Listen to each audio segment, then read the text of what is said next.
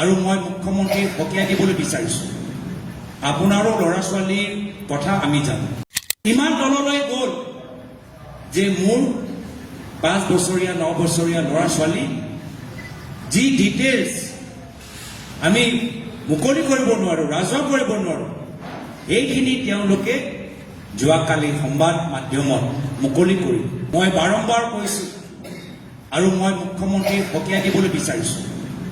আপোনাৰো ল'ৰা ছোৱালীৰ কথা আমি জানো আৰু এইখিনি কথা মই ক'বলৈ বিচৰা নাই সমগ্ৰ গুৱাহাটীৰ মানুহৰ মাজত আপোনালোকৰ ল'ৰা ছোৱালীৰ কি কেনেকৈ কি হৈছে কি হোৱা নাই সকলোৱে জানে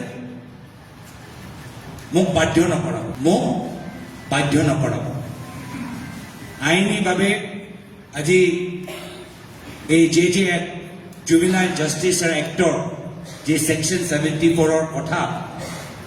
ৰকিবুল হুছেইন ডাঙৰীয়াই উল্লেখ কৰিলে তাৰ ওপৰত নিশ্চয় আমি আইনীভাৱে কি কৰিব পাৰোঁ আমি আমাৰ দিল্লী লিগেল চেলৰ লগত আলোচনা কৰোঁ